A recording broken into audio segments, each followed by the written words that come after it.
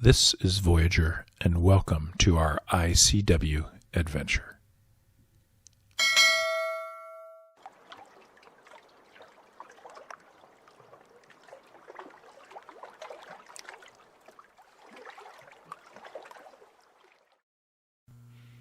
Starting off our morning from ICW mile marker 306, we would travel a respectable 62 miles to the very unique Mile Hammock, Anchorage. Proceeding a ways further up the Cape Fear River, with impressive commercial traffic passing us by, we would soon make a turn into the New River, a 50-mile-long tidal river and estuary, splitting the mainland from the barrier islands between Cape Fear and Cape Lookout. As you can tell, the characteristics of this part of the ICW is noticeably different from the low country we had just left behind. The ocean was often visible, and sand became a dominant feature. The New River segment is fairly narrow, with large homes and many boat docks dotting the landscape. We passed popular vacation beaches like Topsail, Carolina, and Wrightsville, where we just missed the bridge opening at the top of the hour. We idled around with a bunch of other boats for about 45 minutes before we were able to continue on.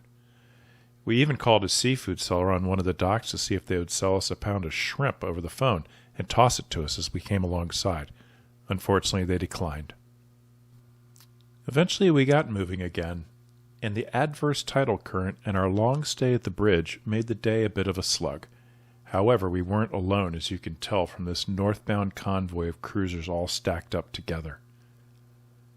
One thing that never got old for us was when we passed an open inlet to the sea, and the chocolate-brown ICW water changed to a beautiful emerald green. It's easy to understand why the area has been named the Crystal Coast. We welcomed the change, and it provided a reminder of why we'd bought the boat and the prospect of clearwater adventures ahead of us. In the upper extent of the New River is where you'll find Camp Lejeune, the famous Marine Corps base with its history dating back to 1941 and the Second World War. Our day was drawing to a close and the sun was setting, and despite best efforts, we approached Mile Hammock Anchorage in the dark. We could see the anchor lights of the other boats in this interesting rectangular-shaped basin that clearly served some purpose to the Marines. This is our first experience anchoring in the dark, and it was a challenge, if for no other reason than just to try to judge safe distance from the other boats in the dark.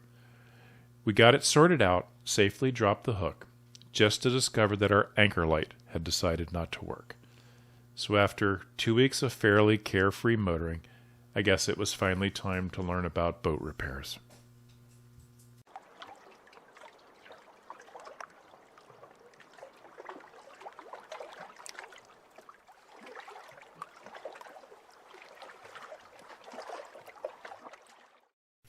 We got off the hook early for a short and direct run to a personal favorite, Morehead City, North Carolina. We had beautiful weather, and in the daylight, got a really good look at the unique Mile Hammock Anchorage. Our first hurdle came early. We were in the ICW ditch again, motoring along towards Onslow Beach Bridge, and discovered it was undergoing some work. With no wind and little perceptible current, I foolishly convinced myself I could squeeze by after the bridge operator informed me I would have a couple of feet to spare. Or I could wait 2 hours for the barge to be moved for lunch. I tried it, it didn't work, and had some nervous moments, but fortunately no damage was done. I backed out, gathered my bruised pride, and dropped the hook and waited. The crew graciously moved the barge about an hour early for us, and we were once again on our way, with a valued lesson learned. The Outer Banks begin to separate a bit from the mainland here, and it's beautiful. We started to pass sandy little islands and more than a few fishing boats.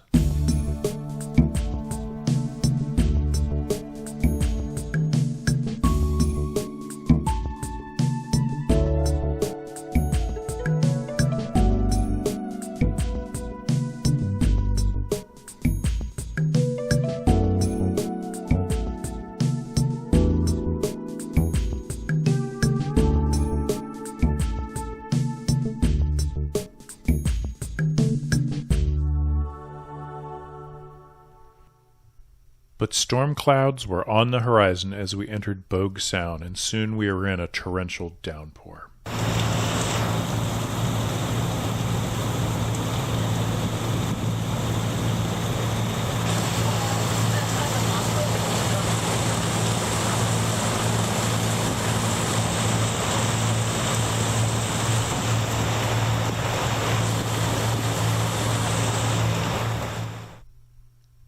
But the weather cleared without much fuss, and we passed a Coast Guard team who were working channel markers and had settled in here until the storm passed.